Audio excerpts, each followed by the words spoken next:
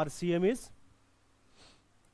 अगर n particles हैं तो vector RCM is what, m1 vector r1 plus m2 vector r2 plus m3 vector r3 plus dash dash dash n times होगा ये, divided by total mass m1 plus m2 plus m3 plus dash dash dash, ये है। तो displacement of centre of मास अगर निकालना हुआ तो इसको डिफरेंस निकाल देते हैं, सिंपल सा वेक्टर होता है, डिफरेंस निकाला होता है। तो डिस्प्लेसमेंट ऑफ सेंटर ऑफ मास, ये हमको कैलकुलेट करना हुआ। तो delta RCM is m1 delta r1 plus m2 delta r2 plus m3 delta r3 plus dash dash dash divided by m1 plus m2 plus m3 plus dash dash. यहाँ delta RCM का मतलब क्या हुआ, change in position of centre of मास, उसी को तो displacement कहते हैं। ये डेल्टा R1 का मतलब क्या हुआ, change in position of m1, तो उसको हम क्या कहेंगे, डिस्प्लेसमेंट। कितना इसका डिस्प्लेसमेंट है, ये रिलेशन होता है। अब इसमें कुछ कंडीशंस हम लोग समझते हैं कि सपोज करो कि इफ UCM इज जीरो, यानी initial velocity of centre of mass is zero, initially centre of mass is at rest, और इस पे कोई भी एक्सटर्नल फोर्स नहीं लग रहा, there is no external force.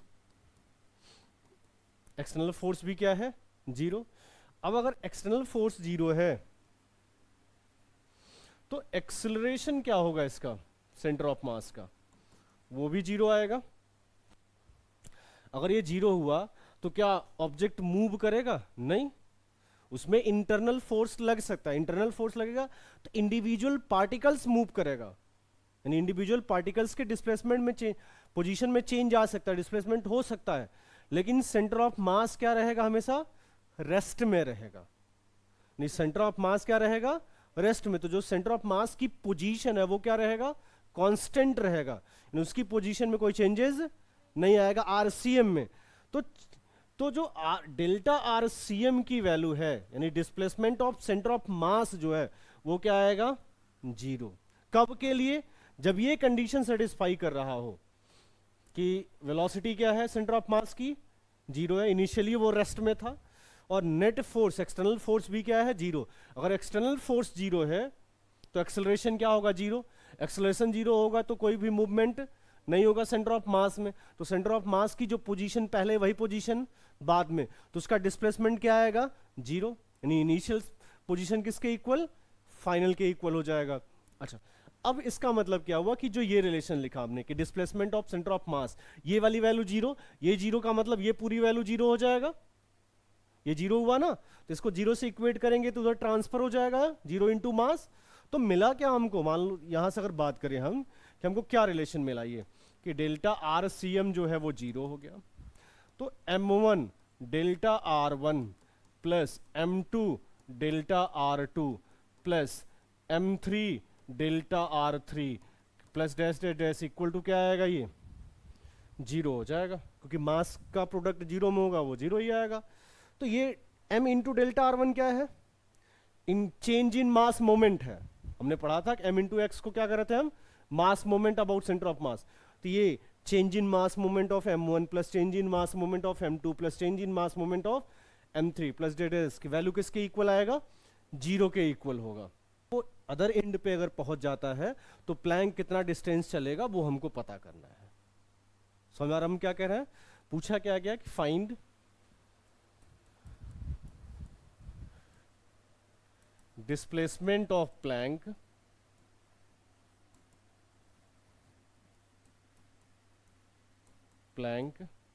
when A reaches at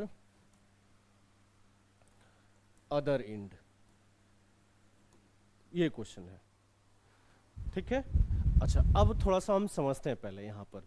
इसमें देखो कौन कौन फोर्स लग रहा है, अगर हम समझें तो एक तो वेट लगेगा, और क्या लगेगा, नॉर्मल रिएक्शन, ऊपर सरफेस कैसा है हमारा, रफ है, तो ऊपर फ्रिक्शन भी लगेगा, नीचे इसके बीच में कोई फ्रिक्शन नहीं लगेगा। अगर ध्यान दें हम, देखो क्या क्या लगता, अगर मैं सॉल्यूशन अब करना शुरू करें कि इस फिगर्स को सॉल्व करना शुरू करें, तुम लोग फिगर 2 बार बनाना, एक बार क्वेश्चंस में, एक बार अलग से। मान लो हम सॉल्यूशन करते हैं अगर, ठीक है, होता क्या कि ये प्लैंक रहा, उसी के नीचे बनाते हैं कि ग्राउंड सरफेस था ना ये, अब ये ब्लॉक कुछ हमारा पहले ऐसे था, यहां पे ये खड़ा था, तो मैंने इनको सिस्टम ले लिया कि ये दोनों प्लैंक और मैन है, ये क्या है हमारा सिस्टम है, इसको सिस्टम सपोज किया। तो इनके अलावा जो जो फोर्स लगेगा वो एक्सटर्नल हो जाएगा। तो बाहर से फोर्स क्या क्या लग रहा है बताओ, इसका मास m1 है और इसका मास m2 है, तो अर्थ खींचेगा इसको, कितने फोर्स से खींचेगा, m1 प्लस m2 इंटू जी होगा, बोलो इसे, तो ये तो एक्सटर्नल फोर्स हो गया। अच्छा दूसरा, जब ये खींचेगा तो ये जो जिस बोर्ड पे ये रखा गया है, जिस प्लेन पे ये रखा गया है, वो प्लेन इसके ऊपर एक नॉर्मल रिएक्शन लगाएगा n, ये फोर्स लगेगा। दूसरा, जब ये इधर की तरफ चलेगा तो सरफेस रफ है, इस पे फ्रिक्शन लगेगा, तो इस पे फ्रिक्शन किधर लगेगा, ये चल रहा है आगे की तरफ, मतलब इसको ये पीछे ढकेलेगा, तो इस पे फ्रिक्शन पीछे की तरफ और इस पे फ्रिक्शन आगे की तरफ लगेगा, फ्रिक्शन के कारण ही चलता है। चलो देखो, तो हम लोगों ने इसको क्या समझा कि ये कंडीशन ऐसा था, अब हम सॉल्यूशन करना शुरू करते हैं। तो हम दोनों को, किसको, मैन को और प्लैंक को, जिस पे ये रखा गया, दोनों को सिस्टम माना कि अगर दोनों को हम सिस्टम लेते हैं तो बाहर से फोर्स कौन लग रहा है वो देखें, तो एक तो ग्रेविटी लग रही है, दूसरा ये क्या करेगा, नॉर्मल रिएक्शन इस पे लगाएगा, एन की वैल्यू, मान लो इसको एन वाई हमने लिखा, तो वो भी तो वाई डायरेक्शन में, वर्टिकल डायरेक्शन में है। तो अगर वर्टिकल डायरेक्शन में है, हॉरिजॉन्टल डायरेक्शन में कोई फोर्स दिख रहा हमको नहीं। देखो ये फ्रिक्शन फोर्स इंटरनल फोर्स है, तो इस फ्रिक्शन फोर्स के कारण जो इंटरनल फोर्स है, तो इंटरनल तो हमेशा एक्शन रिएक्शन होता है, पेयर के फॉर्म में रहता है, जिसका नेट क्या आता है, 0। तो एक्स की डायरेक्शन में, हॉरिजॉन्टल डायरेक्शन में कोई भी एक्सटर्नल फोर्स नहीं है, तो हॉरिजॉन्टल डायरेक्शन में सेंटर ऑफ मास में कोई चेंजेस नहीं आएगा, उसकी पोजीशन में जो पहले रहेगा वही बाद में आएगा, यानी change in position in centre of mass is 0। तो जो डिस्प्लेसमेंट होगा वो सेंटर ऑफ मास में क्या होगा, 0। इंडिविजुअल फोर्सेस, मतलब इंडिविजुअल पार्टिकल्स, वो इंटरनल फोर्स के कारण, इंटरैक्शन के कारण मूव कर सकते हैं, लेकिन उसका सेंटर ऑफ मास क्या रहेगा, वही बना रहेगा। तो अगर नॉर्मल हम समझे, देखो कि ये जो दोनों ब्लॉक्स हमको दिए गए, इसमें एक का सेंटर ऑफ मास जो होगा वो कहां होगा, इसका सेंटर ऑफ मास कुछ यहां, जो पार्टिकल अगर माने तो ये C1 हो गया, और ये L लेंथ का है ना, तो इसका सेंटर ऑफ मास कहां पड़ेगा, इसके हाफ पर, ये C2 हुआ। तो इन दोनों का सेंटर ऑफ मास कहां पड़ेगा, इसके बीच में कुछ पड़ेगा, वो भी हैवी वाले के पास में पड़ेगा। मान लो प्लैंक अगर हैवी रहा तो हमारा ये प्लैंक के पास में पड़ेगा ये।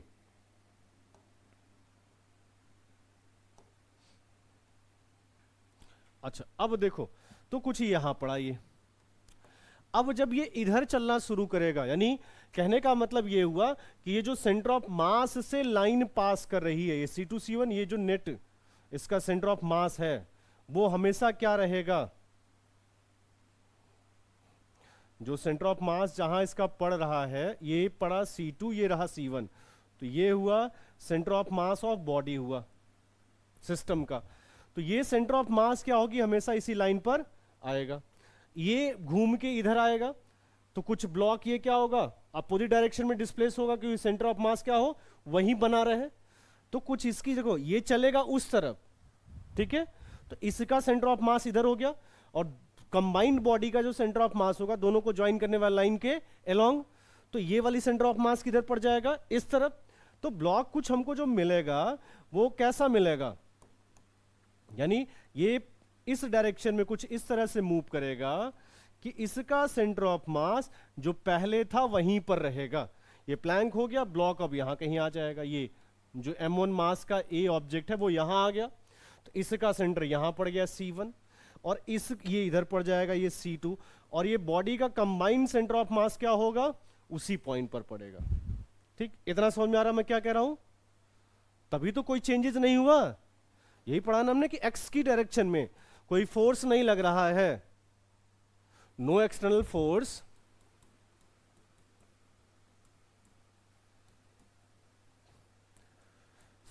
इन हॉरिजॉन्टल डायरेक्शन।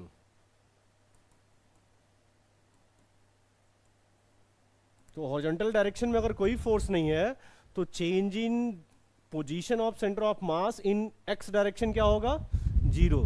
तो जो एक्सीएम पहले आएगी वही एक्सीएम बाद में होगा। कोई डाउट किसी को? अच्छा, अब समझते हैं थोड़ा सा और। देखो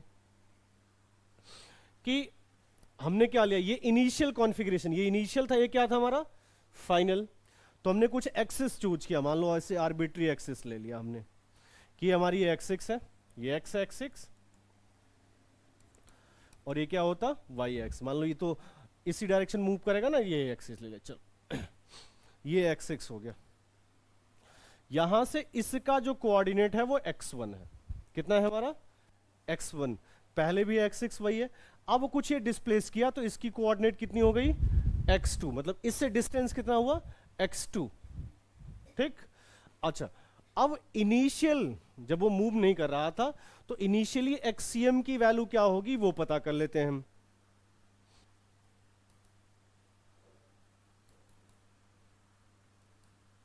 तो एक्सीएम की वैल्यू क्या होगी, एक्सीएम निकालेंगे तो क्या लिखेंगे हम, m1 x1, देखो वही डिस्टेंस है ना, ये मास है, यहां से x1 डिस्टेंस पे इसका centre of mass x1, plus plank का मास कितना है m2, और प्लैंक का जो सेंटर ऑफ मास पड़ा, ये जो C2 लिखा है वो क्या है, प्लैंक का सेंटर ऑफ मास है। तो प्लैंक का यहां से डिस्टेंस कितना होगा, ये x1 खुद था यहां से, और यहां से कितना डिस्टेंस पे होगा, ये L/2 पर होगा। बोलो समझ में आ रहा मैं क्या कह रहा हूं? यानी प्लैंक का सेंटर ऑफ मास कितने डिस्टेंस पर आया, x1 प्लस L/2, उस एक्सिस से, ये जो एक्सिस लिया हमने कि y एक्सिस से कितने डिस्टेंस पर है, ये x की कोऑर्डिनेट क्या आ रहा है, divided by total mass m1 plus m2। अब final when a reaches eight other and, तब की बात करें तो फाइनल में उसको मैंने मान लिया एक्सीएम डैश। तो एक्सीएम डैश की वैल्यू किसके इक्वल बोलो, m1। अब इसका डिस्टेंस कितना हुआ, देखो ये टोटल डिस्टेंस है इसकी, ये जब कहां पहुंच गया, दूसरे वाले एंड पर पहुंच गया, तब इसका डिस्टेंस कितना हो गया, x2 प्लस l हुआ, यह है ना। तो इसका कोऑर्डिनेट ये हो गया x2 प्लस l। तो m1 x2 plus l plus क्या मिलेगा हमारा, यहां छूट गया था ये m2 ना, प्लस m2 इंटू, अब इसका कितना डिस्टेंस हुआ, देखो सेंटर ऑफ मास जो पहले इसका पड़ रहा था वो यहां से L/2 डिस्टेंस पर था, तो ये x2 प्लस L/2 हो जाएगा। तो क्या लिखेंगे हम इसको, x2 plus L/2 whole divided by m1 plus m2। अब देखो हमने क्या पढ़ा कि हॉरिजॉन्टल डायरेक्शन में, x की डायरेक्शन में कोई फोर्स नहीं लग रहा, तो कोई फोर्स नहीं लग रहा तो सेंटर ऑफ मास में कोई चेंजेस नहीं आएगा, तो जो इनिशियल सेंटर ऑफ मास होगा वही फाइनल होगा। तो एक्सीएम की वैल्यू किसके इक्वल होगा हमारा, एक्सीएम डैश के इक्वल होगा, यही आएगा। तो एक्सीएम बताओ कितना है, m1 x1 plus m2 x1 plus L/2 whole divided by m1 plus m2, ये हुआ। उसके बाद देखो ये एक्सीएम डैश कितना, m1 x2 plus l plus m2 x2 plus L/2 divided by m1 plus m2। तो m1 प्लस m2 से क्या हो गया, कैंसिल हो गया। अब इस ब्रैकेट को ब्रेक करो तो क्या मिलेगा बताओ, देखो m1 x1 plus m2 x1 plus m2 L/2, equal to m1x2 plus m1l plus m2x2 plus m2l/2 आएगा, यही मिलेगा ना। अच्छा अब देखो इसमें m2l/2 से कैंसिल हो गया ये, इसमें क्या बचा है m1x1 plus m2x1, x1 common कर लेंगे तो m1 प्लस m2 यही आएगा। तो मिला हमको क्या, देखो ये m1 प्लस m2 इंटू क्या हो गया ये x1। अच्छा इसमें ध्यान दो, देखो इसमें x2 कॉमन बन रहा है, दिख रहा ना, तो m1 प्लस m2 वो प्लस उधर जाएगा तो माइनस हो जाएगा, मिलेगा क्या, देखो minus m1 plus m2 into x2 is equal to क्या बचा हमारा m1 इंटू एल आया, इतना कॉपी करो तो यहां से वहां तक कॉपी कर लो।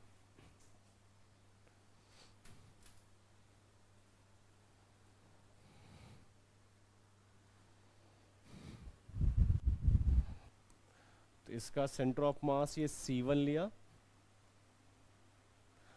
और ये था हमारा C2, इसकी लेंथ L थी तो ये क्या होता हमारा L/2 पे इस ये सेंटर ऑफ मास।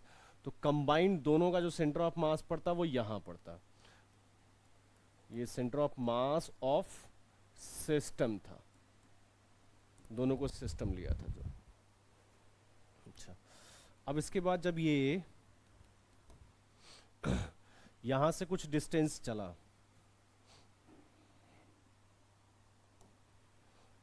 मान लो कुछ ये आया,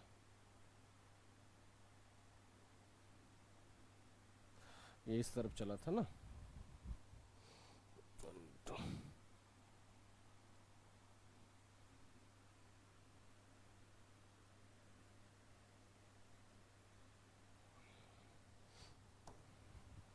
ये पहुंच गया यहां पर ए,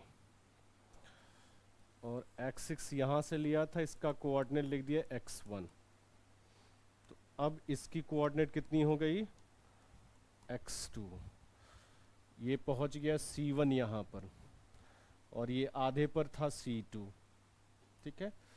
अब इसका जो सेंटर ऑफ मास पड़ेगा,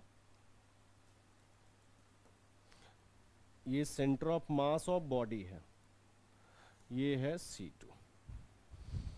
तो यहां से यहां तक लेंथ था L/2, ये भी L/2, तो ये वैल्यू आई हमारी कितनी x2 plus L/2,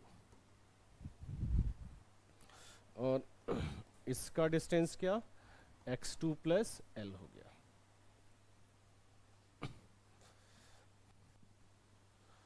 m1 plus m2 into x1 minus m1 plus m2 into x2 is equal to m1 into L है, यही रिलेशन मिला था। अब इसमें आप ध्यान देखो m1 प्लस m2 कॉमन बन रहा है, तो x1 माइनस x2 की वैल्यू क्या मिलेगा हमको m1l divided by m1 plus m2 होगा, यही आएगा।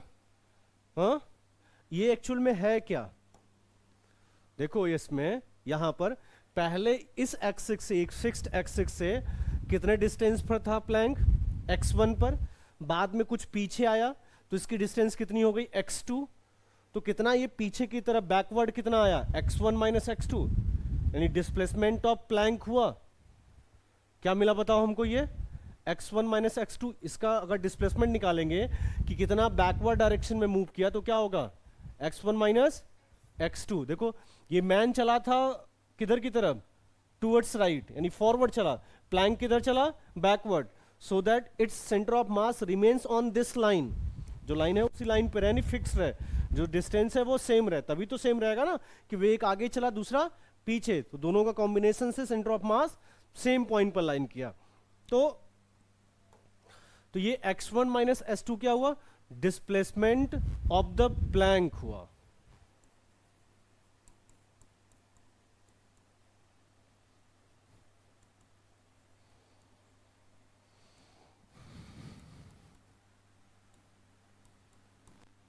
तो प्लैंक का जो डिस्प्लेसमेंट आया वो डेल्टा एक्स, मान लो उसको लिखे अगर हम, तो m1l divided by m1 plus m2।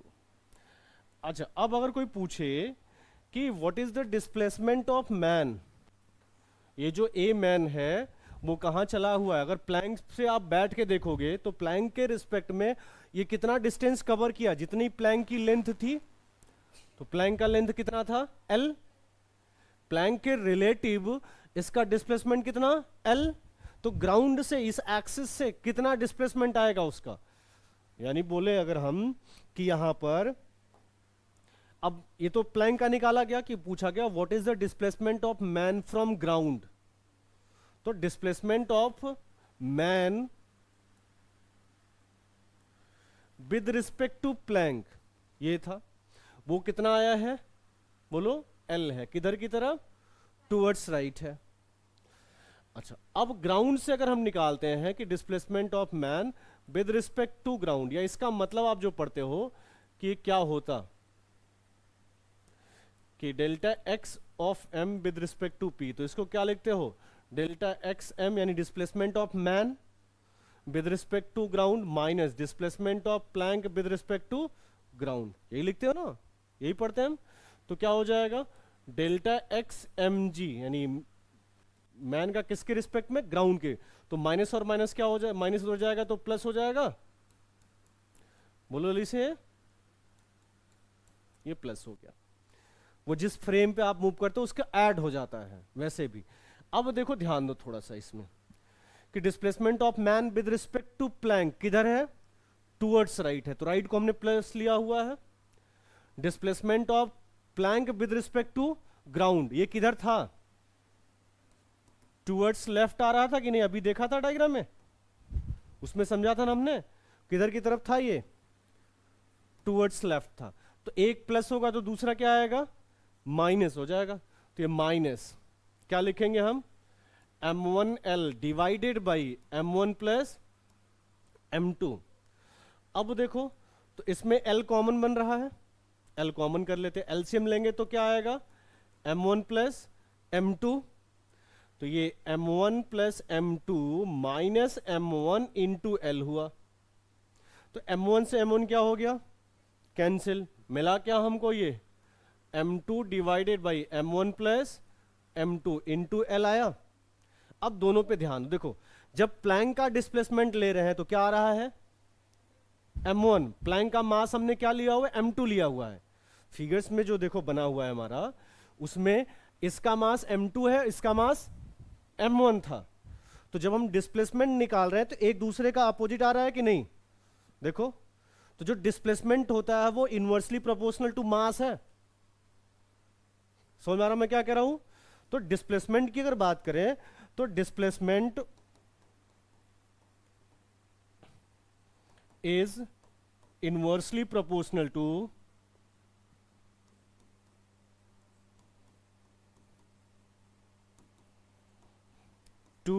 मास।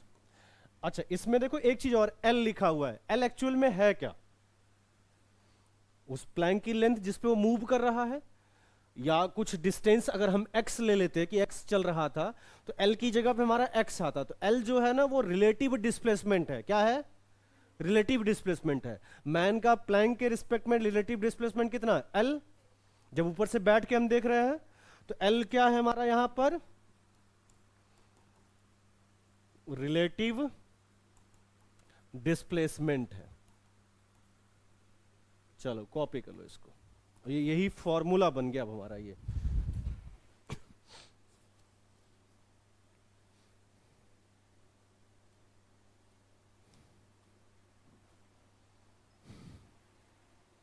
तो मेथड 2 की बात करें अगर, हमने क्या समझा कि प्लैंक लिया था, ये हमारा प्लैंक था, इस पे कोई खड़ा था जो ए था, जिसका मास m1 था, इसका मास हमने m2 लिया था, इसकी लेंथ कितनी थी, l था, और ये क्या करता है, किधर की तरफ चलता है, इधर की तरफ, तो हमने क्या समझा कि इस पे फ्रिक्शन आगे की तरफ, इस पे फ्रिक्शन प्लैंक पे फ्रिक्शन पीछे की तरफ लगेगा, तो उस फ्रिक्शन फोर्स के कारण प्लैंक कहाँ चल जाएगा, कुछ पीछे जाएगा, और इस तरह से ये जाता है कि इसका centre of mass same position पे जहां पहले था वहीं अभी भी रहता है। तो कुछ ये x डिस्टेंस डिस्प्लेस कर गया। तो अब मैन की पोजीशन ये हो गई, मैन जो पहुंचा हमारा यहां पर आ गया और प्लैंक कुछ पीछे चला गया यहां से, तो ये प्लैंक कितना डिस्टेंस डिस्प्लेस्ड हुआ, x, तो इधर से भी कितना डिस्प्लेस होगा, ये x, ठीक है। अच्छा, प्लैंक की लेंथ कितनी थी, l, तो अभी हमने क्या समझा कि इधर x की डायरेक्शन में कोई भी बाहरी फोर्स नहीं लग रहा, एक्सटर्नल फोर्स, तो change in position of centre of mass in x direction क्या हो जाएगा, 0। तो जैसे अभी हमने क्या लिखा था कि m delta r1 plus m2 delta r2 की वैल्यू किसके इक्वल, 0 के, अभी पढ़ा ना हमने कि डेल्टा RCM की वैल्यू 0, तो ये 0 हो जाएगा। अब x की डायरेक्शन में बात करें तो m1, अब बताओ देखो कितना डिस्प्लेसमेंट हुआ इसका, a जब यहां तक पहुंचा तो कितना डिस्प्लेस हुआ बताओ, चला ये कितना डिस्टेंस पर, l, और प्लैंक कितना घसका है पीछे की तरफ, x, तो इस मैन का डिस्प्लेसमेंट कितना हुआ, l माइनस एक्स। समझ आ रहा है, अभी देखो हमने इधर लिखा भी था, देखो ये जो लिख रहे थे वही चीज है ना, ये l माइनस एक्स ही आ रहा था ना, x की वैल्यू वो रख दिया हमने, ठीक है। तो जो वैल्यू हमको मिला यहां से, यानी डेल्टा R1 की जो वैल्यू होगी वो क्या होगी, l माइनस एक्स हो जाएगा, प्लस m2। अब इस प्लैंक का डिस्प्लेसमेंट कितना हुआ, x, किधर की तरफ, टुवर्ड्स लेफ्ट, तो राइट पॉजिटिव तो लेफ्ट नेगेटिव, वेक्टर क्वांटिटी है ना, तो क्या लिखेंगे हम, ये माइनस एक्स इक्वल टू क्या आएगा, 0। अब मिला क्या, देखो ये m1l minus m1x minus m2x equal to 0, तो माइनस उधर जाएगा तो प्लस, सब में x कॉमन बन रहा है, तो x कॉमन कर लिया हमने, तो क्या मिला बताओ, m1 plus m2 is equal to m1 into l। तो जो वैल्यू मिल गया हमको x की, वो x कितना आया, m1l divided by m1 plus m2, वही सेम वैल्यू आ रहा है, देखो इसको भी कॉपी कर लो, ये दूसरे मेथड से। अब ये डायरेक्ट हम लोग रिलेशन यूज करेंगे, अब ये इतना थ्योरी समझने के बाद।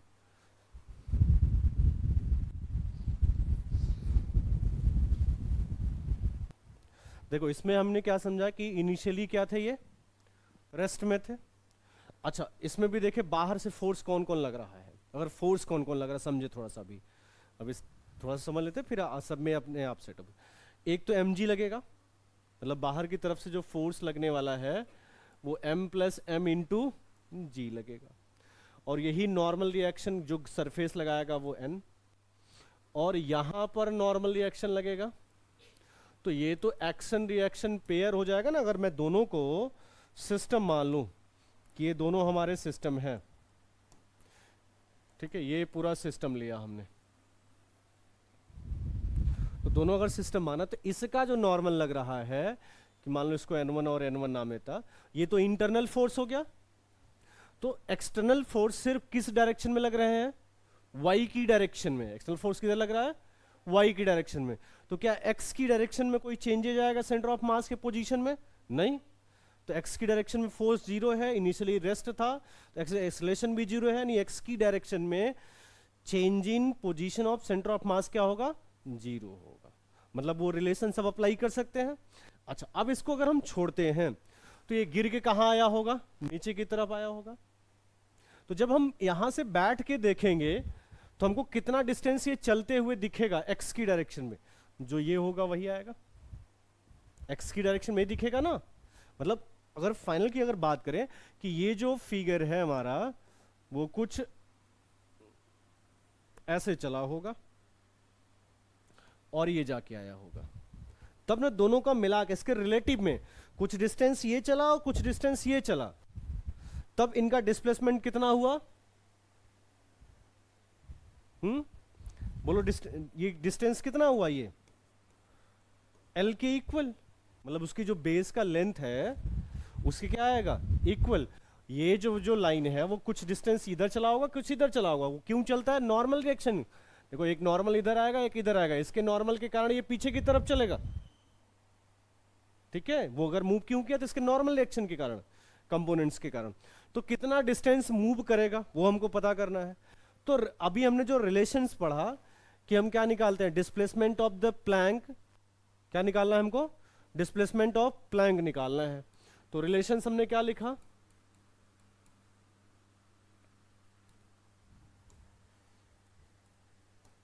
Displacement of Planck. अगर इसको पता करना है तो हमने क्या पढ़ा था कि मास के इनवर्सली प्रोपोर्शनल होता है। तो मास इनवर्सली यानी इसका निकालना कैपिटल एम, तो इसका क्या है स्मॉल एम, तो क्या लिखेंगे हम, स्मॉल एम लिखेंगे, इनटू क्या लिखेंगे उसके बाद, रिलेटिव डिस्प्लेसमेंट। तो इसके रिलेटिवली कितना डिस्प्लेस हो रहा है बताओ, वो एल है, एल की वैल्यू हमको पता करना है, ये एच है और ये एंगल कितना दिया गया, थीटा। तो टेन थीटा क्या होता है बताओ, परपेंडिकुलर, नहीं एच बाई एल, हमको एल पता करना है। तो एच डिवाइडेड बाई क्या हो जाएगा, ये टेन थीटा, यानी एच कॉट थीटा हुआ ये, बोलो क्या आएगा हमारा, एच कॉट थीटा। तो ये रिलेटिव डिस्प्लेसमेंट कितना हुआ, एच कॉट थीटा, उसकी हाइट हमको गिवन थी, H cot theta divided by क्या लिखते हैं हम, टोटल मास। तो टोटल मास कितना है, m प्लस m है, समझ में आया। चलो कॉपी करो।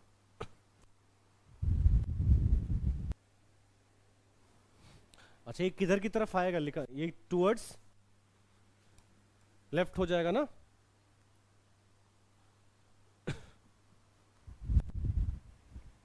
हम क्या लेते हैं, रिलेटिव डिस्प्लेसमेंट। रिलेटिव डिस्प्लेसमेंट का मतलब कि कार पे बैठ के देखो कि कितना जा रहा है ये। अच्छा इसमें देखो वर्टिकल डायरेक्शन में तो एक्सटर्नल फोर्स लग रहा है, हॉरिजॉन्टल डायरेक्शन में कोई एक्सटर्नल फोर्स लग रहा है नहीं। तो हॉरिजॉन्टल डायरेक्शन में कितना रिलेटिव डिस्प्लेसमेंट आ रहा है वो निकालो। तो कार पे बैठ के देखोगे तो यहाँ से, वो कार पे बैठने का मतलब एक्स की डायरेक्शन का मतलब ये, तो यहाँ से यहाँ तक कितना डिस्टेंस चला वो, एल, यही दिखेगा ना हमको। तो रिलेटिव डिस्प्लेसमेंट कितना आया उसका, एल आया। तो displacement move by the car क्या हो जाएगा, मास के इनवर्सली प्रोपोर्शनल, यानी दूसरे वाले का मास ले लेंगे हम, m इनटू क्या हो जाएगा, relative displacement in x direction l divided by total mass. समझ में आया, यानी डिस्प्लेसमेंट ऑफ द कार, वो भी किधर की तरफ, ये चल रहा है इधर इसके रिस्पेक्ट में, तो वो किधर चलेगा, पीछे की तरफ, यही होगा ना। अभी हमने देखा ना तो डेरिवेशन से उसके अपोजिट चल रहा है, इसलिए सेंटर ऑफ मास की पोजीशन वही सेम रहती है। तो यानी डिस्प्लेसमेंट ऑफ कार निकाल लें, कार निकालते हैं अगर हम मान लो, तो क्या आता हमारा बोलो, दूसरे वाले का मास, तो m into relative displacement l divided by m plus m। ये लेफ्ट है कि राइट,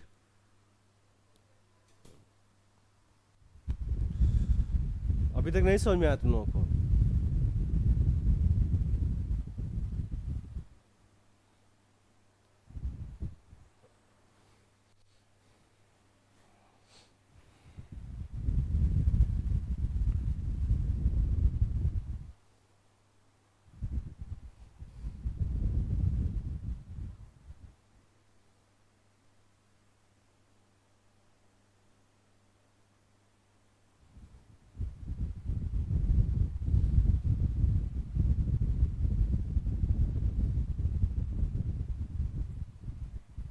हो गया,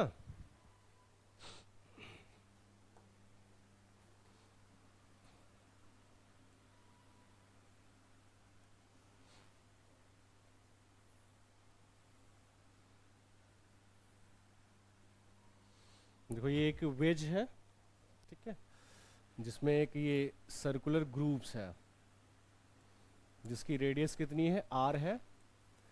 यहां पर एक स्फेरिकल बॉल रखा गया जिसकी रेडियस है स्मॉल r, और इसका रेडियस कितना है, कैपिटल R। ये पोजीशन मान लो A है और ये क्या है, B है। क्वेश्चंस क्या है हमारा, फाइंड, ये सरफेस जिस पे रखा गया है वो स्मूथ है,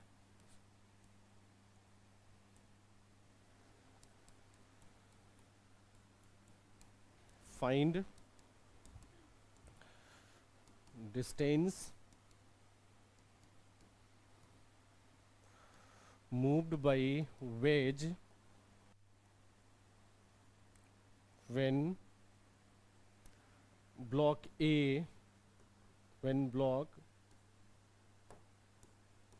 spherical block reaches at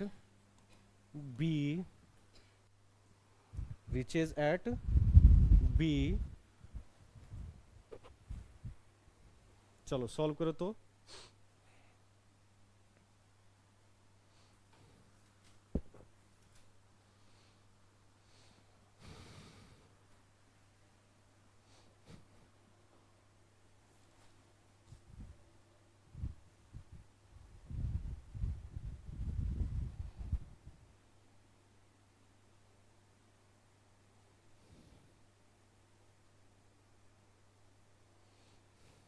अगर मैं दोनों को सिस्टम मान लूं, वेज और किसको,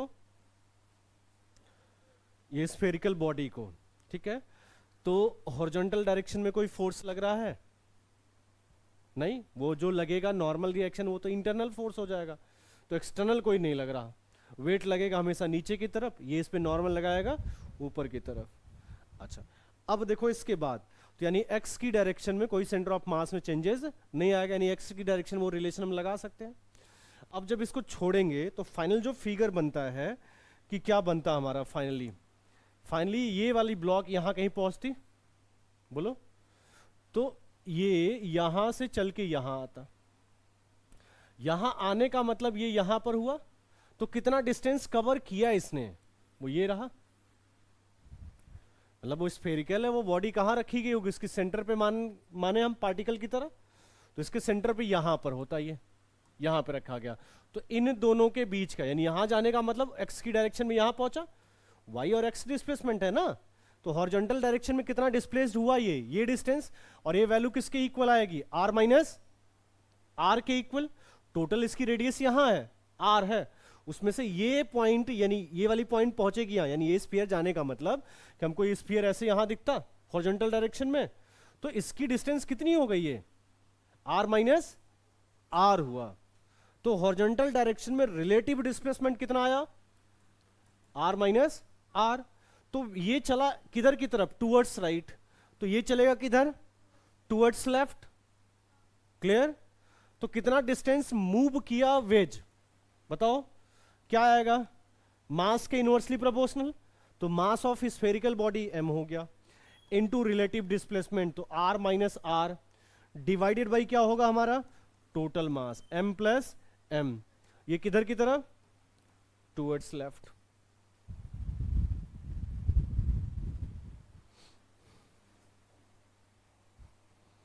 सरफेस की मास कितनी है, हॉलो स्फेरिकल सरफेस की m है, और ये स्मॉल m है, initially both are at rest. अब इसको छोड़ते हैं जैसे, तो ये कुछ एंगल डिस्प्लेसमेंट होता है कितना इस पे, थीटा, हल्का सा पुश करने पे जेंटली, तो ये यहां आ जाता है,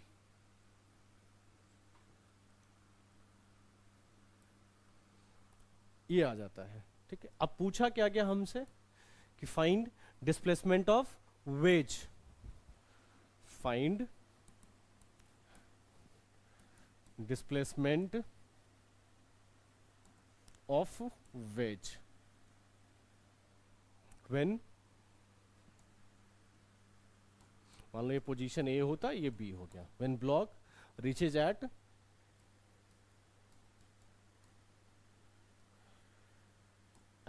बी, ये पूछा गया, ठीक है। अब यहां भी देखो सिर्फ वेट लगेगा नीचे और दूसरा नॉर्मल रिएक्शन, मतलब इन दोनों को अगर मैं सिस्टम मानता हूं, ये स्मूथ सरफेस पे रखे गए हैं, अगर मैं दोनों को सिस्टम मान लूं तो इसका नॉर्मल रिएक्शन क्या हो जाएगा, इंटरनल फोर्स, तो इंटरनल फोर्स क्या हो जाएगा, नेट इंटरनल फोर्स जीरो होता है, बाहर से कोई एक्सटर्नल फोर्स लग नहीं रहा, एक्स की डायरेक्शन में, वाई की डायरेक्शन में लग रहा है, तो एक्स की डायरेक्शन में कोई चेंजेस नहीं आएगा, तो ये अगर कुछ इधर चला एक्स की डायरेक्शन में, तो ये किधर चलेगा, पीछे की तरफ, तो ये एक्स की डायरेक्शन में कितना चला, देखो एक्स का मतलब ये यहां था, यहां से यहां पहुंचा, तो यही तो डिस्प्लेसमेंट हुआ ना एक्स की डायरेक्शन में, ये तो y की डायरेक्शन में नीचे गिरा, y की डायरेक्शन में मूव करेगा सेंटर ऑफ मास, क्यों?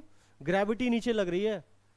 अच्छा, अब देखो तो यहां पर आया तो x की डायरेक्शन में डिस्प्लेसमेंट कितना हुआ वो पता कर ले। अगर मैं ब्लॉक से बैठ के देखूं रिलेटिवली तो हमको क्या दिखता है, इसका रेडियस है r, ये थीटा है तो ये क्या होगा, परपेंडिकुलर, तो साइन थीटा लेते हैं हम, तो परपेंडिकुलर कितना होता हमारा, ये r साइन थीटा हुआ, तो रिलेटिव डिस्प्लेसमेंट कितना आया बोलो, r साइन थीटा, यही हुआ ना। तो इसका वेज का डिस्प्लेसमेंट कितना, ब्लॉक का मास m इंटू रिलेटिव डिस्प्लेसमेंट कितना, r sine theta, divided by क्या आएगा बोलो अब, टोटल मास कितना, m प्लस m।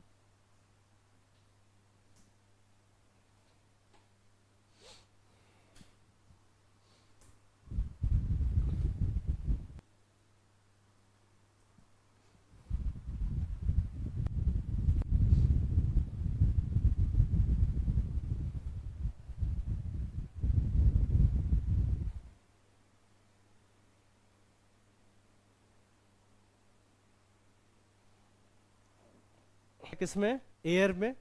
नहीं तो ऐसे अगर देखें दोनों को हम सिस्टम मान लें, अगर सपोज करो कि दोनों को क्या ले लेते हैं हम, इसको सिस्टम माना, तो बाहर से फोर्स लग रहा है, क्या लग रहा है बताओ, एक तो वेट, दूसरा लगता है क्या, up thrust force, bind force पढ़ा है ना, 9th में पढ़ा होगा, 11th में भी पढ़ा होगा, बाइंड फोर्स। और ये दोनों रेस्ट का मतलब ये हुआ कि F B minus M plus M into G का वैल्यू किसके इक्वल है, 0 के, तो एक्सटर्नल फोर्स तो 0 हो गया, उसका रिजल्टेंट क्या है, 0 है।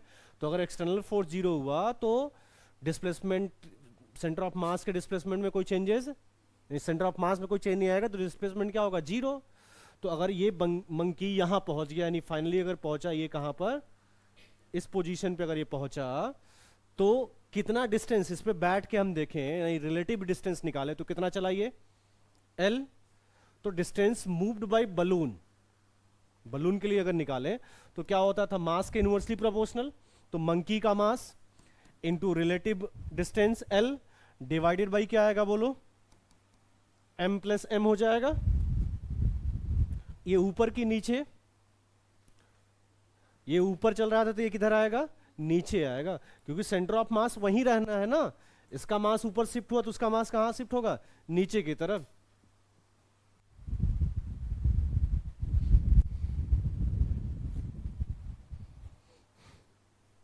आ गया, वही आएगा ना जो सब में आ रहा है, कुछ अलग नहीं, बस कॉन्सेप्ट तुम्हें समझ, सबका आंसर वही है, ठीक है। देखो इसमें ऐसे समझो, स्मूथ है, कोई फ्रिक्शन नहीं लगेगा, ठीक, लेकिन अंदर जो चलेगा वहां फ्रिक्शन लगेगा। तो हॉरिजॉन्टल डायरेक्शन में इन दोनों को अगर सिस्टम मानते हैं हम, तो कोई बाहर से और फोर्स लगने वाला नहीं है। तो अगर इस पर आप बैठ के देखोगे तो ए नाव के रिस्पेक्ट में, बोट के रिस्पेक्ट में कितना डिस्टेंस चला, जितना इसका लेंथ, तो ये चल रहा है इधर की तरफ, तो बोट किधर चलेगा, राइट साइड की तरफ, तो कितना डिस्टेंस मूव करेगा बोट बताओ। तो दूसरे वाले का मास लेते हैं m into L divided by m plus M, किधर की तरफ, टूवर्ड्स राइट, ठीक, सबका आया।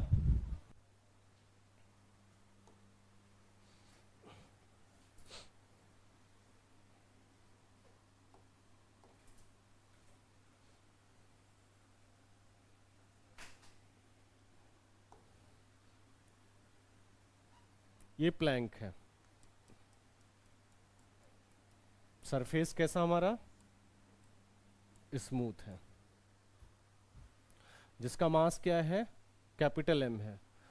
एक मैन यहां पर है A, जिसका मास है M, दूसरा मैन है यहां पर B, जिसका मास क्या है, 2m है, ठीक है।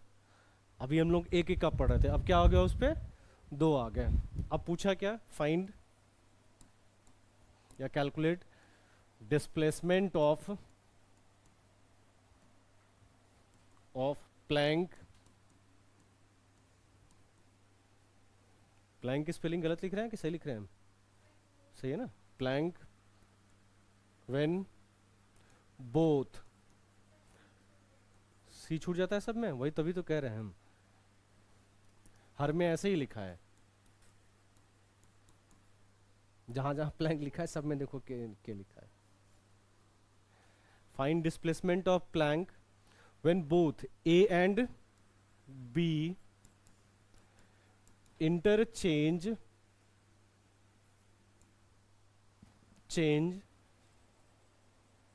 their positions।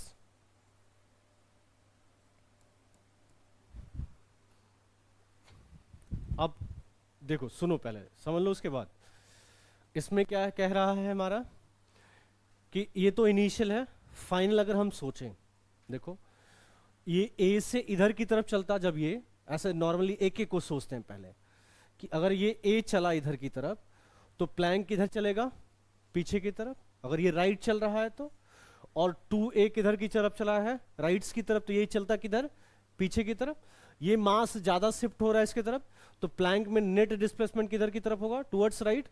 तो 1 बाई 1 सॉल्व करें इसको। मैं ऐसे बोलें कि पहले ए की बात करें कि मान लो अभी हमने बी को रोक के रखा, तो बी को रोक के जब रखा, या पहले बेसिक वाला जो पढ़ रहे थे उससे आते हैं, फिर हम 1 बाई 1 सॉल्व करते हैं। हमने क्या पढ़ा कि यहाँ देखो एक्स की डायरेक्शन में अगर मैं तीनों को सिस्टम मान लूं, किसको किसको, प्लैंक को, और किसको बोलो, ए को, बी को, इन सबको क्या मान लिया हमने, सिस्टम। तो इसके ऊपर जब ये चलेगा, फ्रिक्शन फोर्स इधर की तरफ और इस पे फ्रिक्शन फोर्स पीछे की तरफ लगेगा। ऐसे ये चलेगा इधर की तरफ, तो इस पे फ्रिक्शन फोर्स इधर, इस पे फ्रिक्शन फोर्स इधर। तो ये तो फ्रिक्शन फोर्स हो गया इंटरनल फोर्स, तो कोई भी बाहर का फोर्स नहीं लग रहा। तो जो सेंटर ऑफ मास है उसकी पोजीशन में चेंज क्या आएगा, 0 के इक्वल आएगा, यही होगा ना। तो अभी हमने क्या पढ़ा था कि m1 delta r1 plus m2 delta r2 plus m3 delta r3 की वैल्यू किसके इक्वल आएगी, 0 के। यही समझा था हमने। अच्छा, अब इसमें फाइनल फिगर अगर बनाते हैं हम कि ये यहां से चल रहा था, ये इधर की तरफ आया, तो प्लैंक थोड़ा सा शिफ्ट होगा। वो हमने सपोज किया कि प्लैंक मान लो कुछ एक्स डिस्टेंस शिफ्ट किया, ये हुआ। तो ये देखो प्लैंक यहां से जो डिस्टेंस शिफ्ट किया वो कितना डिस्प्लेसमेंट हुआ प्लैंक में, बताओ, एक्स हुआ। किधर की तरफ लिया हुआ है हमने, टूवर्ड्स राइट। आप लेफ्ट भी लेके करो तो माइनस आ जाएगा और कुछ नहीं। अब बताओ मुझे, देखो ये बी यहां पर पहुंच गया और ए कहां पहुंच गया, यहां पर, ये इसकी पोजीशन थी। तो हमको क्या क्या दिखेगा, देखो ये बी है और ए है।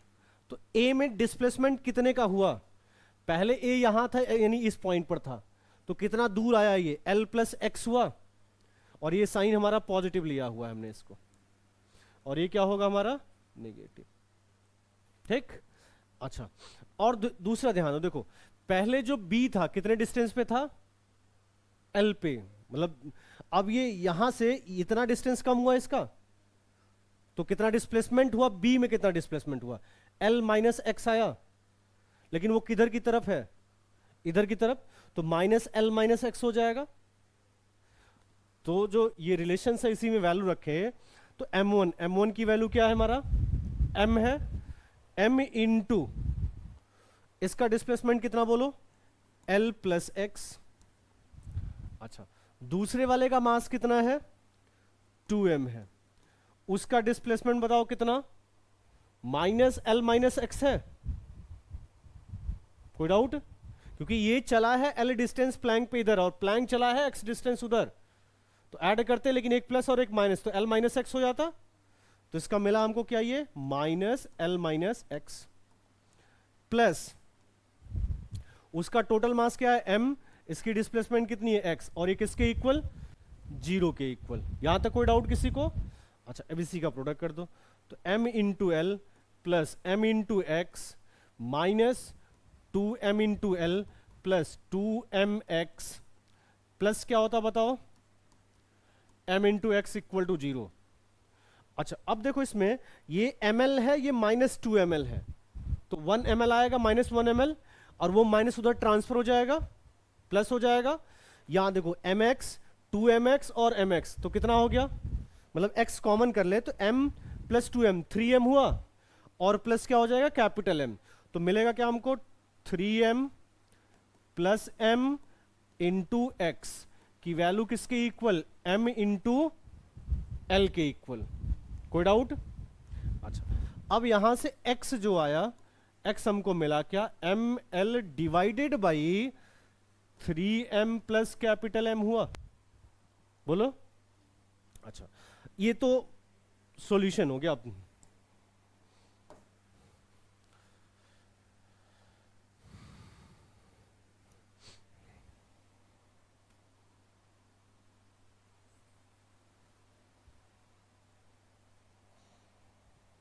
अच्छा, अब देखो और हम क्या कह सकते हैं, अब इसमें ऐसे भी कह सकते हैं हम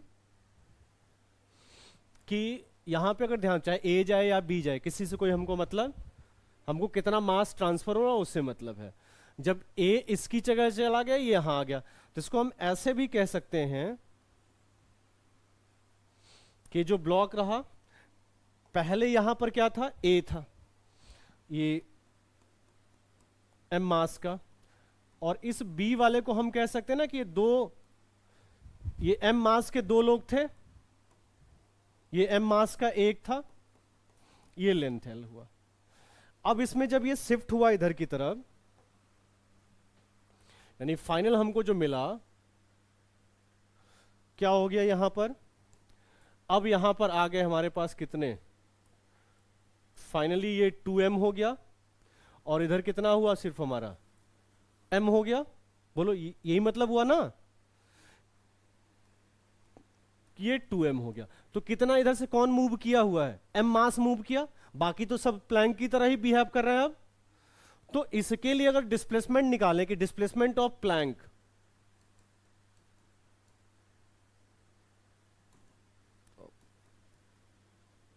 प्लैंक अगर निकालते हैं तो प्लैंक का डिस्प्लेसमेंट कितना होगा, देखो ये m मास इधर चला, प्लैंक पे बैठ के देखें हम, तो इसकी लेंथ कितनी थी l, तो जो m इंटू क्या हो जाएगा l divided by total mass आएगा, तो टोटल मास कितना है इसका, m प्लस 3m है। समझ में आ रहा मैं क्या कह रहा हूं, वही चीज जो उधर उतना सॉल्व किया, इतना डायरेक्ट आंसर। या इसको और हम क्या कह सकते थे कि इसमें एक बार हम a से निकाल लें कि displacement of plank,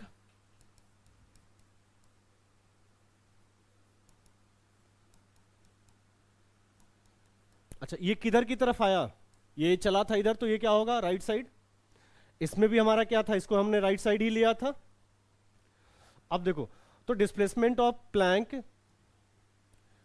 due to movement of A या शिफ्टिंग ऑफ ए, तो ए चला इधर की तरफ, मतलब ए वाला पार्टिकल इधर की तरफ चल रहा है, तो प्लैंक किधर चलेगा, अपोजिट लेफ्ट की तरफ चलेगा, तो उसका डिस्प्लेसमेंट कितना हुआ वो निकाल ले हम, तो कितना आएगा बताओ, मास के इनवर्स यानी m शिफ्ट कर रहा था, कितना डिस्प्लेसमेंट आया l divided by total mass, तो m प्लस 3m होगा, किधर की तरफ, वो चला किधर, राइट, तो ये किधर डिस्प्लेस होगा, left.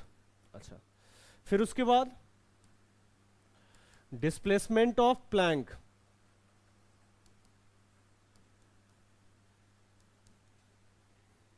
Due to B, B के लिए निकालने हम, तो बी के कारण कितना डिस्प्लेसमेंट होगा, आप देखो बी का मास कितना है 2m, वो किधर चला है, लेफ्ट चल रहा है कि राइट, लेफ्ट चल रहा, तो ये किधर चलेगा, राइट साइड चलेगा, ठीक है। अच्छा, तो इसका मास 2m, डिस्टेंस कितना l divided by total mass, तो m प्लस 3m, किधर की तरफ, टूवर्ड्स राइट, यानी प्लैंक कुछ इसके लिए क्या चलेगा, लेफ्ट, और इससे क्या चलेगा, राइट। तो नेट डिस्प्लेसमेंट निकाल ले अब, तो नेट डिस्प्लेसमेंट कितना होगा,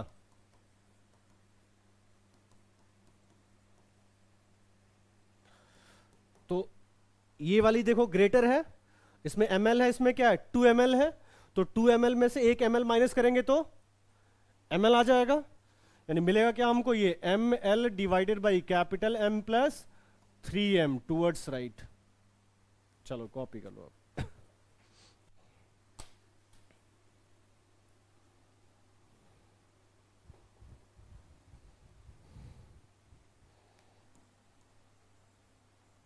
meet at middle of Planck.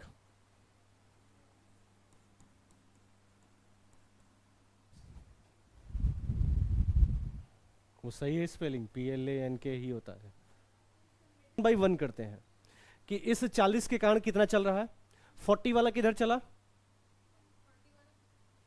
इधर की तरफ राइट साइड चल रहा है, तो प्लैंक चलेगा किधर, अपोजिट। तो displacement in plank due to movement of A निकाल लेते हैं। तो क्या आता है, देखो कितना डिस्टेंस चल रहा है, रिलेटिव डिस्प्लेसमेंट कितना है 5 है, मास इसकी कितनी है 40, 40 into 5 divided by total mass. तो टोटल मास कितना 40, 50 और 10 कितना हुआ 100। तो ये 100 हो गया। ये आ गया कितना 2 मीटर। 2 मीटर किधर की तरफ बताओ जल्दी से, वो राइट चल रहा था तो ये लेफ्ट। अच्छा, अब हम डिस्प्लेसमेंट किसके लिए निकाल लें, due to the movement of B. B के कारण कितना होगा बताओ, उसका मास कितना है 50, चला कितना 5 डिवाइडेड बाई 100। किधर की तरफ चल रहा है बताओ, 50 चल रहा है टूवर्ड्स लेफ्ट, ये चलेगा किधर टूवर्ड्स राइट। कितना आएगा, 0 से 0 कैंसिल, ये 1 ये 2, तो ये 2.5 हुआ। तो नेट डिस्प्लेसमेंट कितना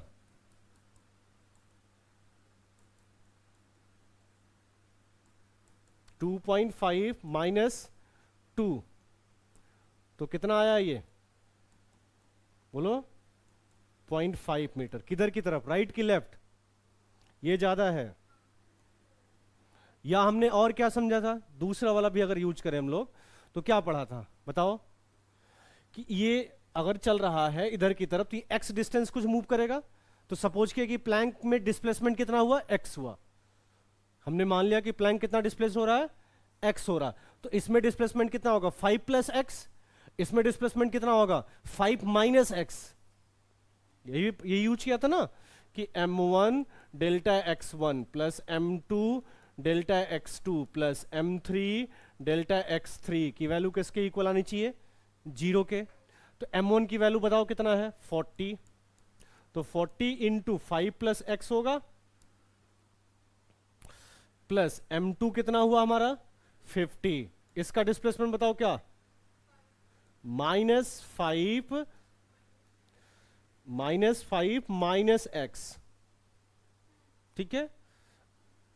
अच्छा, या x -5 भी करते तो एक ही मतलब है वही। प्लस क्या है हमारा m3 क्या है प्लैंक है, तो कितना है 10, कितना डिस्प्लेसमेंट x इक्वल टू 0 हो गया। अब देखो ये कितना आता 200 प्लस 40x, ये माइनस 250, फिर माइनस और minus plus 50x plus 10x equal to 0 हुआ। तो ये और ये ऐड कर लो तो 100x आ जाएगा, तो ये 100x हुआ इक्वल टू 250 में से 200 गया तो -50, -50 उधर जाएगा तो +50, तो x की वैल्यू कितनी 50 डिवाइडेड बाई 100, तो ये 1/2 यानी 0.5 metre.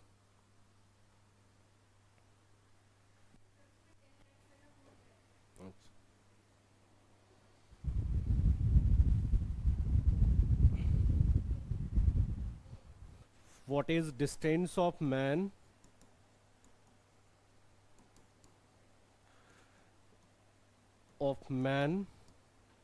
when man moves 8 meter towards shore 8 meter towards shore and stops।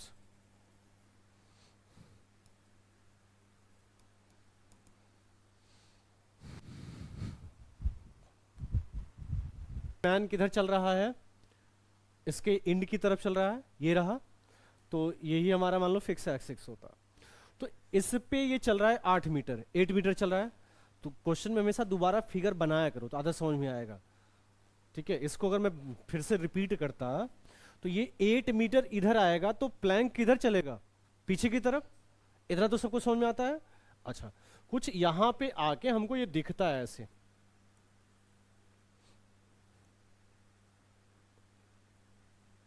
ये ऐसे दिखता। तो ये जो पहले यहां था अब वो कहां पहुंच गया, मान लो यहां पर आ गया। तो इसके प्लैंक के ऊपर ये चला कितना, 8 मीटर, तो रिलेटिव डिस्प्लेसमेंट कितना हुआ 8 मीटर। और प्लैंक यहां तक चला तो हम देखें कुछ ऐसा हुआ, तो ये कितना डिस्प्लेस किया, पहले डिस्टेंस था 20, तो ग्राउंड से देखने पर इसका कितना डिस्प्लेसमेंट हुआ वो पता कर लें। वो कैसे निकलेगा, इनवर्स मास से। Displacement of man from ground अगर निकालें तो अभी हमने क्या पढ़ा था, देखो मैन का निकालना हुआ तो दूसरे वाले का मास लेंगे 40 इंटू, ये पढ़ा था ना हमने, तो कितना आएगा 8 डिवाइडेड बाई क्या हो जाएगा 50। अब सही है ये, ठीक। देखो हमने यही पढ़ा था कि मास के क्या होता है, इनवर्सली प्रोपोर्शनल होता है। तो हर में प्लैंक का निकाल रहे थे ना, इसमें हम क्या निकाल रहे हैं, मैन इधर कितना आया ग्राउंड से देखने पर, या तो हम क्या करते एक्स भी निकालते, एक्स जब निकालते हैं ना तो उसमें 8 मीटर माइनस करते और एक्स ऐड करते। समझ में आ रहा मैं क्या कह रहा हूं, देखो जैसे ये यहां पहुंचा, ये प्लैंक जब चला, ये एक्स डिस्टेंस इधर आ गया, तो इसमें ये 8 उधर की तरफ गया, डिस्टेंस कितना होता, इसमें से एक्स को माइनस करते, सॉरी एक्स ऐड करते, 8 को माइनस करते, तो एक्स निकालते। या हम क्या करें, सीधे सीधे मैन का ही डिस्टेंस पता कर ले, कहां से, ग्राउंड से, कि ग्राउंड से इसका डिस्प्लेसमेंट कितना हो रहा है मैन का, तो displacement of man from ground, तो क्या होगा इसका डिस्प्लेसमेंट, अब दूसरे का मास, तो 40 इंटू 8 डिवाइडेड बाई क्या हो जाएगा टोटल मास, तो टोटल मास कितना 40 प्लस 10 यानी 50, तो ये 40 इंटू 8 डिवाइडेड बाई 50 कर लेंगे इसको, ये 32 बाई क्या आएगा 5, इतना डिस्टेंस वो उधर चलेगा, तो उसका डिस्प्लेसमेंट या डिस्टेंस कितना हुआ सोर्स से, तो 20 माइनस 32 बाई 5 हो जाएगा। इसको डिवाइड कर लोगे तो क्या मिलेगा हमको, माइनस ये 6 टाइम जाएगा 0.4 यानी 13.6 मीटर, ये आंसर हो जाएगा।